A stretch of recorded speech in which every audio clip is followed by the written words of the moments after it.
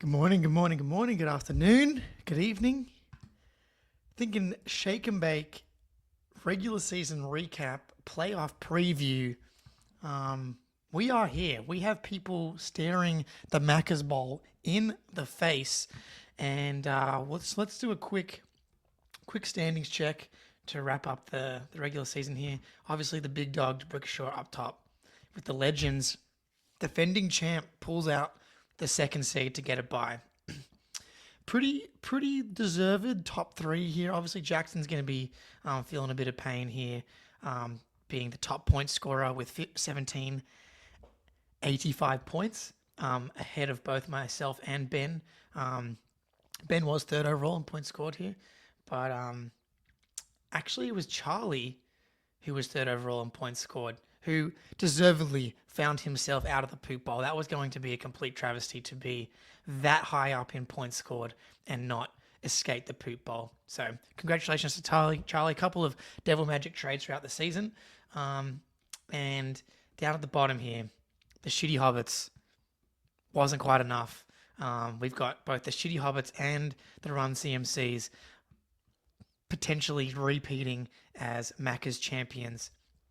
Money Sutton's probably the one here that you feel for. You can see this little poop icon here.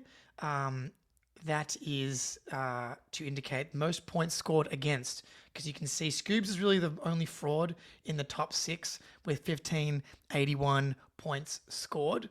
And that would put him kind of in that 7 seed. But, that's fantasy. Unfortunate for Money Sutton. Let's have a look here.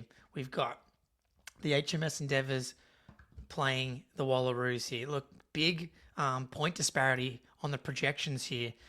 Aidan O'Connell as your starting quarterback, and still with this point projection lead. Surprising, to say the least. Bijan, Kamara, Cup, T. Higgins, Noah Gray, Monty, Mahomes, Steelers defense versus Jameis Winston, Bo Nix on bye. Nothing. Yeah, I look. A couple of tricky decisions, maybe Devontae, maybe Jordan Addison. But on the Scoob side of things, Stafford, okay. Cook, we can see it. Aaron Jones, solid. Mooney has definitely come back down to earth. This Sam Laporta experience has not really been there this season. Granted, he had a couple of tutties recently. McConkey's coming on strong. Big win on the waiver wire. Garendo. Is that going to potentially be the league winning pickup? We shall see.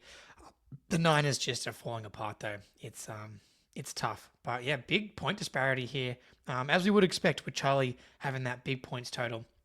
And here is Jackson. Look, Jackson's been running around Centennial Park all week, pissed off about Josh Allen and Jerry Jeudy kicking him out of both the top 2 seeds in both leagues, to now where he actually has to play. And it would just only be right for him to be the best team all season long and the supercomputer to take him down with someone like Jameis Winston, wouldn't it? But yeah, Will Levis, don't feel great about that. But look, this is a clash, man. Saquon, James Conner, Chase Brown, Najee, man. You just still see the power of Joey's team, right? You got the Saquon, Jefferson, Tyreek coming on a bit lately. He's been starting two tight ends for a while now, and it's kind of been working for him. Purdy, you just don't know what to expect, I feel like, these days. Chase has really been the secret to Jackson's success this year. And with a matchup against Dallas, you got to be feeling pretty good. Any tough decisions? I feel like Caleb's been cooking, but Jameis Winston really stepped up and had 500 yards and several touchdowns over the weekend. Buys, we got Mixon out, and Richardson and Taylor have been pretty trick or treat for Jackson this year. But good matchup. That's definitely one to keep an eye on. But look, let's be honest. This is what we care about. This is what the game is all about. 2 previous Macca's champs going head to head. The 3-10 run CMCs. That'll happen when your first overall pick doesn't play like a single good game for the season. That tends to happen. And he is catching Josh at the perfect time with Lamar Jackson and Ramondre, obviously, Patriots legend, on bye. This is Kieran's chance. This is Kieran's chance to get out. with Lamar Jackson on the bench. It's really the strength of Josh's team all season long. But he is starting ETN, Jalen Warren, and DeAndre Hopkins in his lineup. So you don't feel great really about any of these players. Russell Wilson's been cooking. Mike Evans, I just feel like he's a risk to leave the game with a hamstring injury at literally any moment. Joe Burrow against the what are they called? The Cowboys. That is potentially going to be a big spot for Burrow. Maybe they get up big and they bench guys, but their defense has been so bad that they probably end up putting a ton of points. This is a concern for me, is the Hobbit stack, because Seattle's defense has been pretty solid and divisional matchup.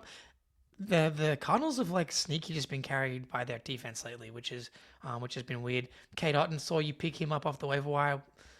He's kind of fallen off. I mean, Derek Carr is in your starting lineup. Yeah, gonna be missing that guy, Lamar Jackson. But this is exciting. This is the matchup of the week.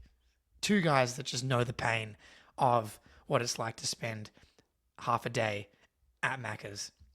But maybe they're the right guys to do it because they know how to tackle the task. Money Sutton, not looking good. 102 projected points. Any buy situation here?